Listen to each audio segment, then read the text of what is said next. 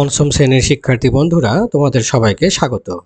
শিক্ষার্থী বন্ধুরা, suffix and prefix দিয়ে গ্যাপ ফিলিং এর ধারাবাহিক আলোচনার আজকের পর্বে পজিশনস অফ অ্যাডভার্বস তোমাদের দেখাবো।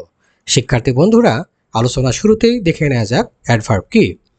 ইংরেজি ব্যাকরণে অ্যাডভার্বের কাজ হলো ভার্ব, অ্যাডজেক্টিভস, অন্য কোনো অ্যাডভার্ব কিংবা পুরো একটি বাক্যকে মডিফাই বা বিশেষায়িত করা। বাক্যে অ্যাডভার্বের অবস্থান বা পজিশনস মূলত চারটি প্রধান স্থানে হতে পারে। তো শিক্ষার্থী বন্ধুরা, প্রথম যে পজিশন সেটি দেখে নেব। এটিকে ল্যাঙ্গুয়েজের ভাষায় আমরা বলতে পারি ফ্রন্ট পজিশন, অর্থাৎ কিছু অ্যাডভার্ব রয়েছে যেগুলো বাক্যের একদম শুরুতে বসবে, যেমন সেন্টেন্স মডিফায়ার্স অথবা কানেক্টিং অ্যাডভার্বস। এগুলোকে আমরা বলতে পারি, অর্থাৎ যে সকল অ্যাডভার্ব বাক্যের শুরুতে বসে সেগুলোকে আমরা সেন্টেন্স মডিফায়ার্স অথবা কানেক্টিং অ্যাডভার্বস বলে থাকি। সম্পূর্ণ বাক্যটিকে মডিফাই করতে বা পূর্ববর্তী বাক্যের সাথে সংযোগ ঘটাতে বাক্যের শুরুতে অ্যাডভার্ব বসে, যেমন fortunately, luckily, suddenly, however, therefore. আমরা এখানে একটি উদাহরণ দেখতে পাচ্ছি, সাডেনলি দ্য রেইন স্টার্টেড। শিক্ষার্থী বন্ধুরা, adverb of time or adverb of place জোর দেওয়ার জন্য বাক্যের শুরুতে বসে। তাহলে এখানে একটা দেখতে পাচ্ছি উদাহরণ, ইয়েস্টারডে আই মেট হিম। শিক্ষার্থী বন্ধুরা, ইয়েস্টারডে এটি হচ্ছে অ্যাডভার্ব অফ টাইম। এবার অ্যাডভার্বের মিড পজিশন দেখব। বাক্যের মাঝে অ্যাডভার্ব কোথায় কোথায় বসে। বাক্যের মাঝে অ্যাডভার্ব বসানোর নিয়মের প্রধান যেটি হচ্ছে সেটি হচ্ছে সাবজেক্ট এবং মেইন ভার্বের মাঝখানে বসে। তো সেই অ্যাডভার্বগুলো হচ্ছে অ্যাডভার্ব অফ ফ্রিকোয়েন্সি। তো শিক্ষার্থী বন্ধুরা, সাবজেক্ট থাকবে এবং মেইন ভার্ব, তার মাঝের জায়গা হবে অ্যাডভার্বের। সেই অ্যাডভার্বগুলোর অন্যতম হচ্ছে always, usually, never, often, sometimes.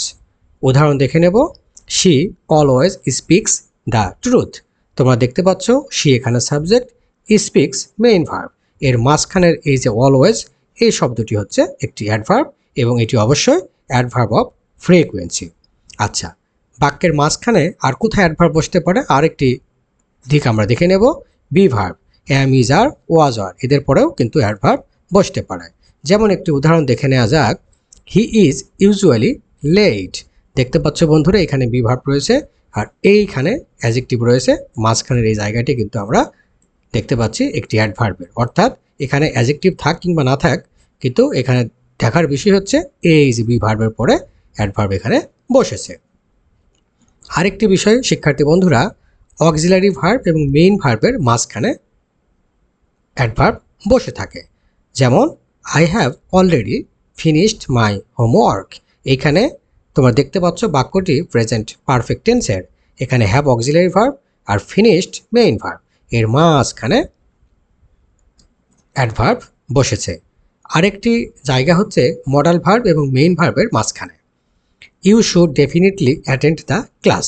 এখানে শুড এবং অ্যাটেন্ড, দেখো শুড হচ্ছে মডাল ভার্ব বা মডাল অক্সিলারি ভার্ব আর অ্যাটেন্ড হচ্ছে মেইন ভার্ব, এর মাঝখানে ডেফিনেটলি অ্যাডভার্ব বসে গেছে। আর আরেকটি পজিশন হচ্ছে অ্যাডভার্বের বাক্যের শেষে গিয়ে বসবে।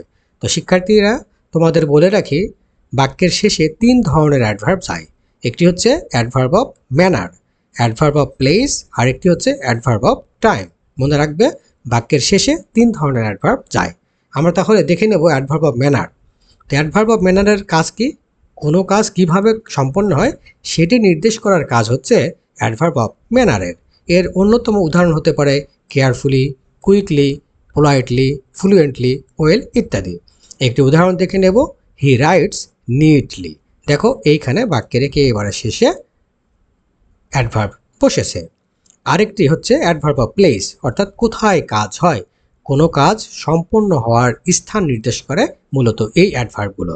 এখানে কিছু অ্যাডভার্ব রয়েছে যেগুলো খুব বেশি ব্যবহার করা হয়, হিয়ার, দিয়ার, আউটসাইড।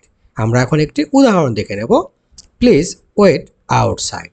এই যে শিক্ষার্থী বন্ধুরা, তোমরা দেখতে পেলে যে ঠিক বাক্যের শেষে গিয়ে অ্যাডভার্ব বসেছে। অ্যাডভার্ব অফ টাইম, এর প্রধান কাজ হচ্ছে কোনো কাজ কখন সম্পন্ন হয়, অর্থাৎ একটি কাজ সম্পন্ন হবার সময় নির্দেশ করে থাকে। তো উল্লেখযোগ্য অ্যাডভার্ব অফ টাইমগুলো হচ্ছে টুডে, নাও, ইয়েস্টারডে, টুমোরো ইত্যাদি।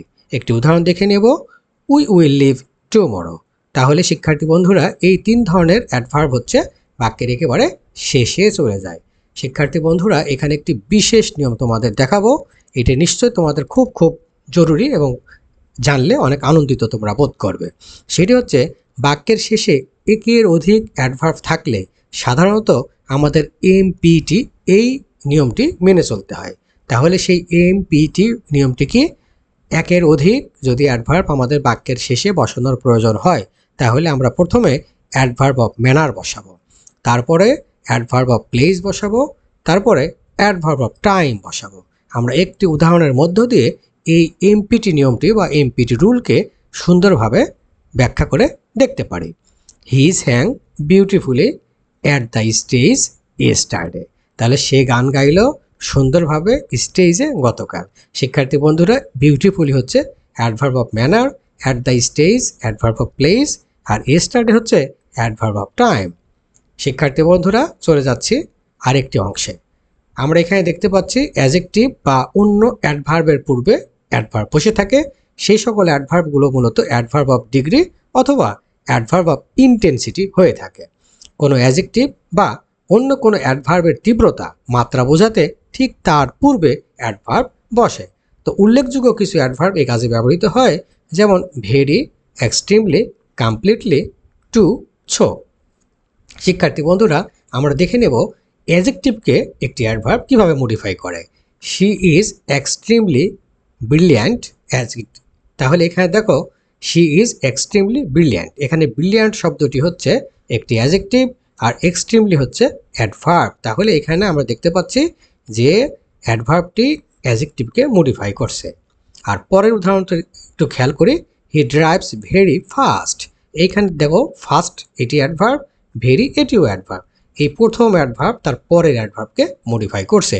তাহলে শিক্ষার্থী বন্ধুরা এখানে বিশেষ নজর দিতে হবে, এটি কিন্তু সবচেয়ে বেশিবার তোমরা খেয়াল করবে, বিশেষ করে সাফিক্স এবং প্রিফিক্স দিয়ে গ্যাপ ফিলিংয়ের ক্ষেত্রে তোমরা দেখবে অ্যাডজেক্টিভের পূর্বে মূলত অ্যাডভার্ব বসে তার পরের অ্যাডজেক্টিভকে মডিফাই করে।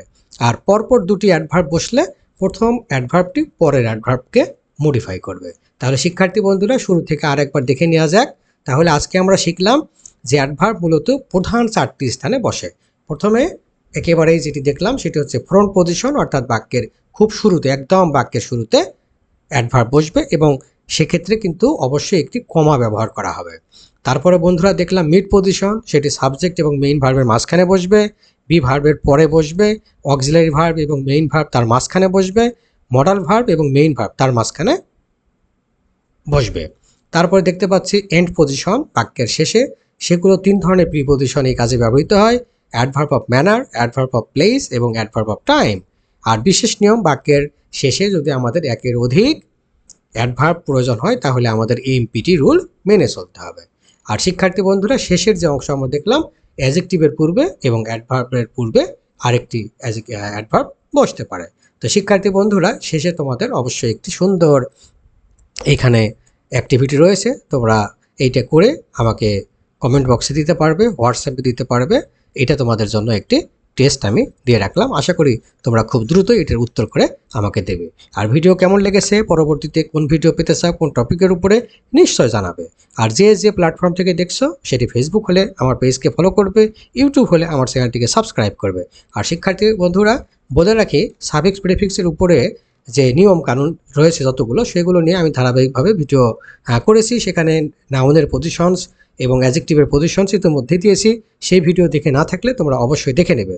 আর শিক্ষার্থী বন্ধুরা আমার প্ল্যাটফর্মে শুধুমাত্র আমি ইংরেজি পড়াই, তোমরা চাইলে তোমাদের বৃত্তি প্রস্তুতিকে সহজ করতে আমার প্ল্যাটফর্ম বেছে নিতে পারো। ভিডিওটি দেখবার জন্য সবাইকে ধন্যবাদ এবং একই সঙ্গে পরের ভিডিও দেখবার আমন্ত্রণ জানিয়ে এখানেই বিদায় নিচ্ছি।